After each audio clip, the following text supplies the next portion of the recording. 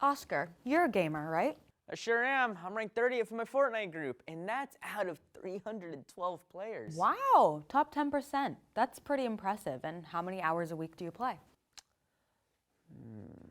At most, I play about 8 hours, but that's just Fortnite. I like to spread the love. What would you do if you were only allowed to game 3 hours a week? Number one, that's crazy talk. You're just hitting your stride at 3 hours. What if I told you that in China, the government is limiting gamers under 18 to only 3 hours of play a week? Not only that, but it's for 1 hour at a time from 8 to 9 p.m. on Fridays, Saturdays, and Sundays. What? That's madness. How can they even do that? Let me explain. The People's Republic of China has a communist government, meaning individual people do not own land, factories, or machinery. Instead, the government or the whole community owns these things. Everyone is supposed to share the wealth that they create. But in the 21st century, China has also taken steps toward a capitalist system, which is what we have here in America, where individual citizens own property and can create businesses as opposed to only the government.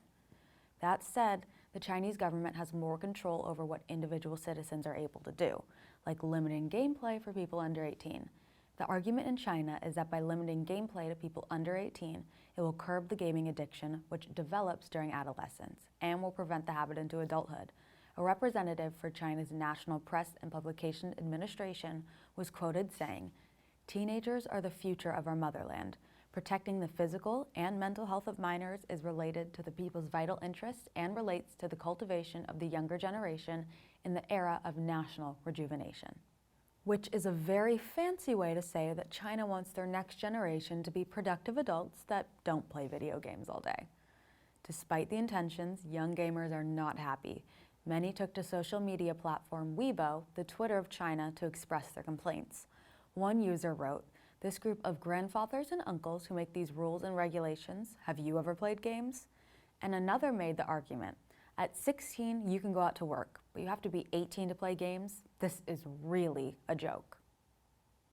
That Weibo user is right. It is a joke. Gaming is a vital new tool in the development for our generation. I don't know, Oscar. I think less time on screens gaming as a rule would be pretty helpful. I think I would spend more time with friends and family and definitely get more homework done. Here's why I disagree. Number one, video games are becoming an integral part of the digital culture. We are living in the modern world, and there's no point in trying to stop the digital age. We are in it. Studies have shown that video games can increase executive functions such as multitasking and increase mental flexibility.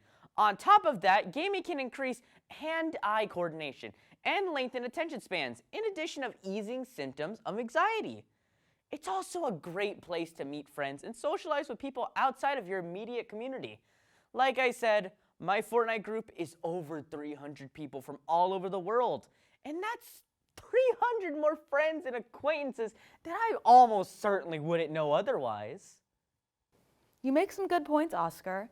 I'm not sure how happy I would be if our president said I could only game 3 hours a week, but not spending as much time gaming and focusing on other hobbies is a positive thing. I agree that maybe 8 to 12 hours of gaming a week is a little too much, but I want the option to control my controls. Well, me and my mom, obviously. It will be interesting to watch how this unfolds in China and to see if the rules are able to be enforced, and what sort of impact it will have on the gaming industry globally in the future. Totally agree, Oscar. I'm sure it's not the end of gaming in China, but maybe the long-term effects will be positive. Only time will tell.